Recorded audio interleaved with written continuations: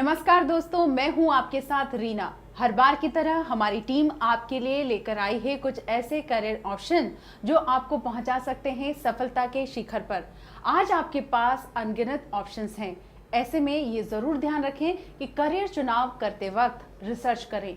इस रिसर्च में हम आपकी मदद करते हैं और बताते हैं कि क्या हो सकता है आपके लिए सही करियर। तो चलिए चलते हैं हाइलाइट्स की ओर। जानेंगे ई लर्निंग के बारे में, देखेंगे मेंटरिंग के फायदे, देखेंगे कैंपस न्यूज, मिलेंगे करियर काउंसलर से। दोस्तों, इस बार करियर मंत्रा में हम आपको बताएंगे ई लर्निंग के बारे में। ई लर्निंग के द्वारा आप अपने घर बैठकर मोबाइल, टैबलेट, पीसी पर आराम से पढ़ाई कर सकते हैं। आइए जानते हैं ई लर्निंग के और भी फायदे इस सेगमेंट में।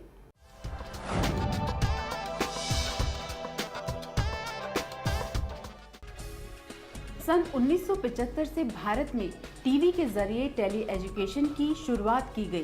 पहली बार स्कूल और कॉलेज के विषय में परंपरागत किताबों और कक्षाओं के माहौल से बाहर निकलकर टीवी के जरिए रोचक तरीके से पढ़ने और पढ़ाने की एक नई तकनीक का इस्तेमाल किया गया। ई लर्निंग का कॉन्सेप्ट है is online education, electronic education. और कई बार जब ई लर्निंग की बात करते हैं तो हम सोचते हैं कि ये सिर्फ ऑनलाइन एजुकेशन को लेके है, लेकिन it is not just online education but electronic education.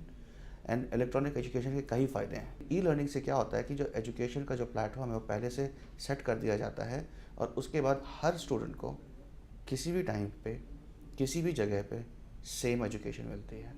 और ये एक मेन कॉन्सेप्ट है ई एजुकेशन का। कंप्यूटर्स, आईटी और इंटरनेट के आने से ये पूरी प्रक्रिया डिजिटल और इस्तेमाल में बेहद आसान हुई है और आम जन तक पहुंच सकी है।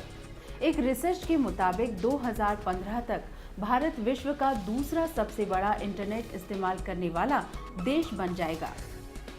ई लर्निंग जो है एक ऐसा माध्यम मेरे को नज़र आता है जिसके थ्रू हम बहुत दूर दूर तक और गाँव में इंटीरियर तक एक क्वालिटी एजुकेशन दे सकते हैं। कि जो एजुकेशन आज सिर्फ आईआईटीज़ और आईआईएम्स और इस टाइप के एलिट इंस्टीट्यूशन में अवेलेबल थी, ई लर्निंग के थ्रू ये अब हर किसी को अवेलेबल है। और हम अपने देश के गांव-गांव में जाकर स्टूडेंट्स को same level of education provide कर सकते हैं ई लर्निंग के थ्रू। डिजिटल एजुकेशन में मल्टीमीडिया का खासा इस्तेमाल हो रहा है। मल्टीमीडिया एक ऐसी तकनीक है जिससे किताबों में पढ़ाए जा रहे सब्जेक्ट्स को रोचक तरीके से बताया और समझाया जाता है। Digital education computers, tablet, mobile और इंटरनेट के जरिए क्लासरूम तक पहुंच चुकी है। न सिर्फ पढ़ाई को रोचक और ज्ञानपूर्ण बना रहा है, बल्कि युवाओं के लिए ये नया करियर ऑप्शन बनकर भी उभर कर सामने आया है। तो ये प्रोसेस की शुरुआत होती है SME से, सब्जेक्ट मैटर एक्सपर्ट्स। सो वो जिस भी सब्जेक्ट्स के टीचर हैं वो एक तरीके से टीचर ही होते हैं जो बस आपको विजुलाइज करते हैं इन स्टोरी बोर्ड। पूरे आपके पास जितना ज़्यादा कंटेंट होता है वो उसमें से मेन कंटेंट चूज़ करते हैं और उनके रेलिवेंट इमेजेस, तो ये सब उनका सोचने का काम होता है। और इसके लिए वो लोग ग्राफिक डिज़ाइनिंग के जो लोग होते हैं उनके साथ उनको कोऑर्डिनेट करना होता है और उनके साथ मिलके वो सारा विजुलाइज करते हैं। उसके बाद चीज़ें आती हैं इलस्ट्रेटर के पास कि वो कैरेक्टर होते हैं हमारे, उसमें सर्टेन ऑब्जेक्ट्स होते हैं, उन सबको वो डिज़ाइन करता है। उसके लिए जो फाइन आर्ट्स के लोग होते हैं वो सारा काम करते हैं, जो ड्राइंग्स, स्केच से लेके और उसको डिजिटली वो कन्वर्ट करते हैं। डिजिटल पेंटिंग होती है वो लोग करते हैं। उसके बाद डिजाइनर्स होते हैं और एनिमेटर्स होते हैं।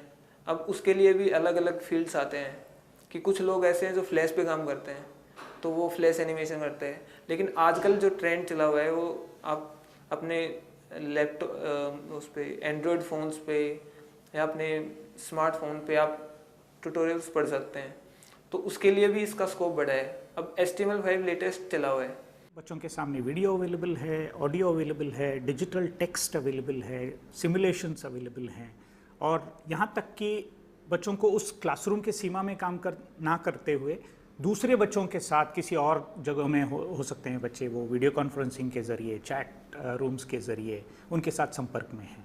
तो इस तरह के जो क्लासरूम का निर्माण अगर आप करते हैं तो फिर वहाँ पर आपको एक वैरायटी ऑफ मटेरियल्स उपलब्ध हो जाते हैं। तो ये हर तरह का जो मटेरियल आप कहें, इलेक्ट्रॉनिक मटेरियल कहें या डिजिटल मटेरियल कहें, तो इस मटेरियल को बनाने का जो प्रक्रिया है ये अपने आप में एक कंप्लीट स्किल सेट है, एक कंप्लीट कैरियर ऑप्शन बन सकता है।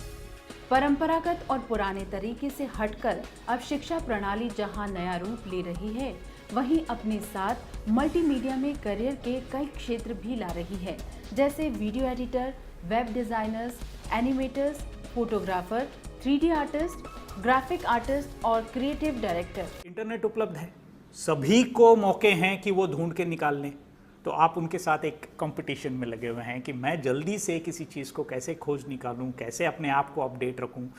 कोई भी एक लंबा करियर नहीं बन सकता इस क्षेत्र में, हर करियर में एक निरंतर बदलाव होता रहेगा और हम अपने आप को अडेप्ट करते रहेंगे, तो then we will be able to survive in this field. हमारे प्रधानमंत्री जी की योजना है जिसके अंतर्गत वो कई गाँव को आपस में नेटवर्किंग के थ्रू जोड़ रहे हैं और वाईफाई हॉटस्पॉट दिला रहे हैं और मोडम्स के थ्रू जोड़ रहे हैं।